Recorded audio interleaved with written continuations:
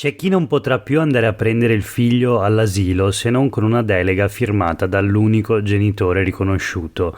C'è chi non potrà interloquire con il pediatra, chi dovrà semplicemente rinunciare a un viaggio all'estero e chi alla fine sarà obbligato a subire l'umiliazione del cambio di cognome a scuola.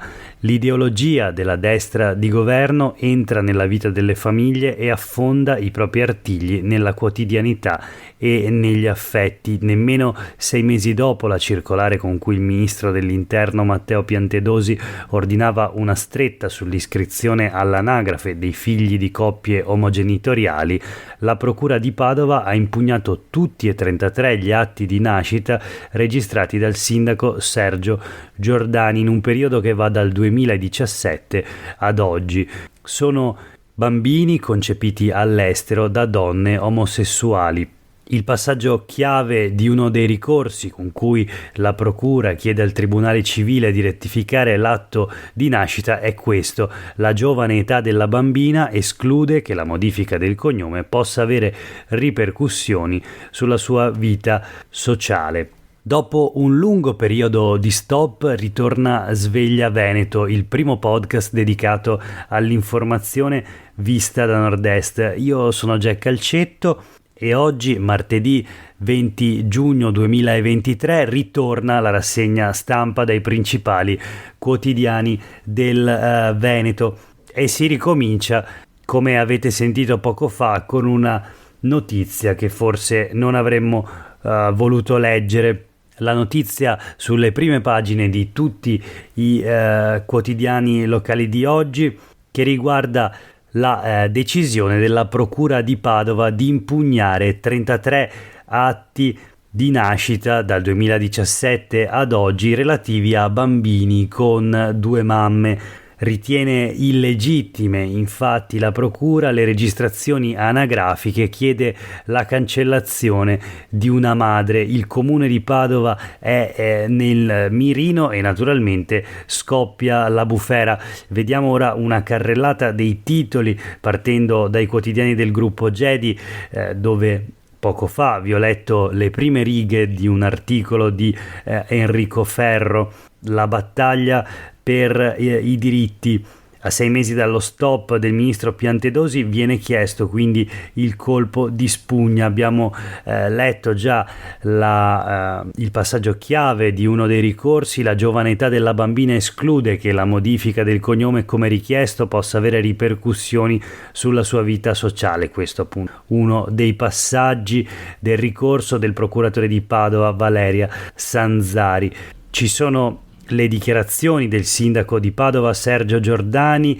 Dice: io da solo con la mia coscienza e con la Costituzione ho scelto nell'interesse primario delle persone. È una situazione inedita secondo Giordani, farò una valutazione attenta e deciderò. In ogni caso dichiara di essere sereno e convinto delle scelte fatte. Dal 2017 trascrivo gli atti di nascita delle bambine e dei bambini figli di 2 mamme. È un atto di responsabilità, non accetto il pensiero che ci siano bambini di serie A e bambini di serie B discriminati fin da subito nei loro fondamentali diritti, dice Giordani, e aggiunge: penso sia grave che Parlamento e Governo abbiano scaricato queste scelte su noi sindaci e sui tribunali. Sempre sulle pagine dei quotidiani del gruppo Gedi anche le dichiarazioni del parlamentare del Partito Democratico Alessandro Zan, che parla di una decisione crudele e disumana, quella della procura,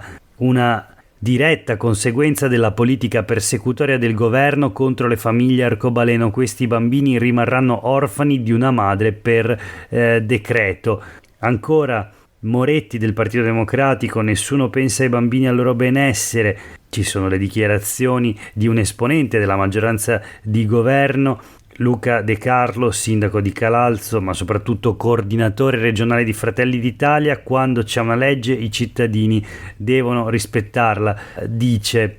Infine, chiudendo il giro delle dichiarazioni politiche, Rachele Scarpa del Partito Democratico, la più giovane deputata d'Italia, eletta nella circoscrizione di Treviso e Venezia, dice: si creano così orfani di Stato, è una crudele clava ideologica. E davvero bisogna ricordare che si tratta in questo caso di bambini anche non solo neonati.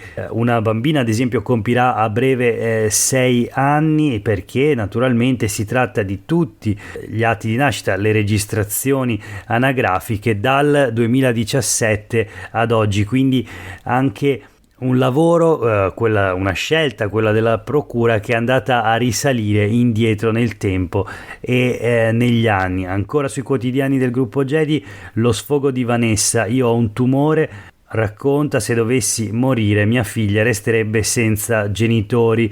Le due donne hanno concepito la bimba a Bilbao, mentre il parto è stato a Padova. Ho avuto accanto anche due papà, ma non c'è paragone sul livello di condivisione. Le paure: ti svegli ogni giorno con l'incubo che arrivi qualcuno ad amputare la tua famiglia. La gente sa che la nostra bimba ha due mamme, nessuno ci discrimina. La frustrazione questa delle due donne. E le prospettive: siamo entrambe senza lavoro, ora dovremo trovarci un avvocato.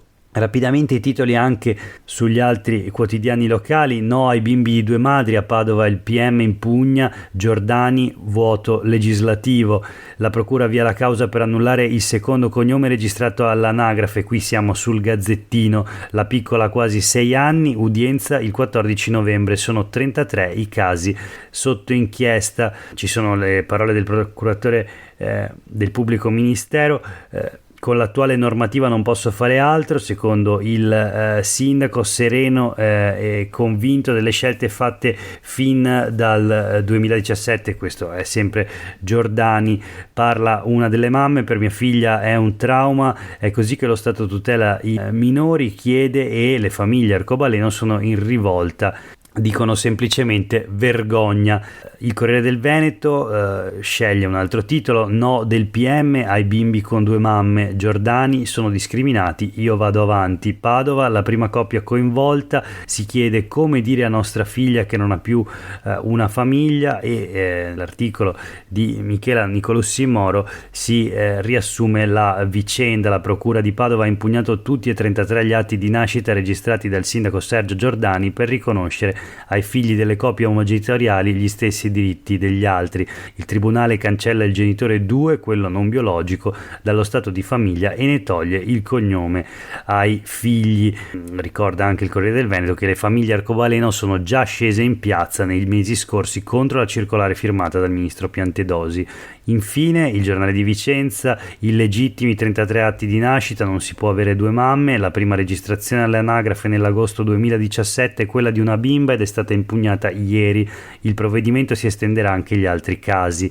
Nel diritto la seconda madre non esiste, scrive ancora il Giornale di Vicenza. Su questa base la decisione della procura della città veneta: i nuclei familiari con coppie gay verranno messi davanti a un cambio drastico dello stato civile. Il procuratore Sanzari: con questa normativa non posso fare altro, devo tutelare i minori. E questa è una dichiarazione appunto del procuratore di Padova, che dice: applicando la legge tutelo i minori. Naturalmente di tutt'altro avviso Crocini, presidente di Famiglia Arcobaleno, che parla di un atto indecoroso e indegno. Questo per quanto riguarda la prima notizia di oggi, sicuramente la notizia del giorno, che riguarda i bambini che secondo la procura di Padova non possono avere due mamme e quindi impugnati 33 atti. Si parla di registrazioni anagrafiche dal 2017 ad oggi. Voltiamo pagina, proseguiamo rapidamente con la rassegna stampa di oggi con alcune notizie flash. La prima riguarda il salasso dei mezzi pubblici, la troviamo sul Corriere del Veneto di oggi: trasporti, estate di rincari per biglietti e abbonamenti, aumenti fino al 20%. I presidenti di ANCI e UPI, quindi l'associazione dei comuni e delle province, chiedono più fondi al governo. Interessante notare che il colore politico di questi esponenti di comuni e province sia naturalmente lo stesso dell'attuale maggioranza di governo, quindi la destra. L'assessore De Berti, assessora ai trasporti della giunta Zaia, anche qui siamo nella coalizione di destra, in particolare De Berti è esponente della Lega, chiede agenzie provinciali per ottenere risparmi. Insomma, tante richieste dal territorio al governo. Il governo, come si dice, amico, ma nel frattempo aumentano i biglietti e gli abbonamenti. 296 euro è quanto costerà un abbonamento urbano per uno studente a Treviso fino a giugno. La cifra invece era 240 euro. Un aumento di quasi 50, quindi 1,70 euro invece il costo di un biglietto dell'autobus a Vicenza e Padova. Fino alla chiusura delle scuole il costo era di 1,30 euro. 9 euro invece quanto costa dall'anno scorso un vaporetto per i turisti a Venezia. Prima dell'aumento la cifra era 7,50 euro, scrive il Corriere del Veneto. Da sottolineare che questo è il costo non solo per i turisti naturalmente, ma per chiunque non abbia la carta Venezia. Proseguiamo la rassegna stampa. La fuga dei cervelli, lo scenario, le aziende sono poco attrattive, il nord-est ha perso 15.000 laureati. È un articolo di Giorgio Barbieri sulle pagine dei quotidiani del gruppo Gedi, la mappa delle possibilità infinite nel rapporto 2023 della Fondazione Nord-Est.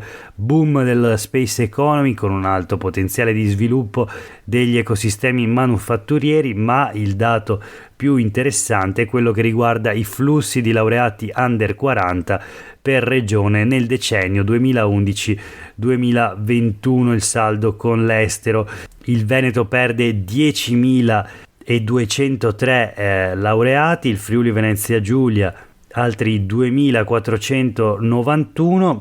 Insomma, poco attrattivo se non respingente il nord-est per i laureati, e questo nel quadro della glaciazione demografica italiana, con la curva della popolazione tra i 15 e i 64 anni che tra il 2021 e il 2049 colerà a picco sotto i 55 milioni di abitanti.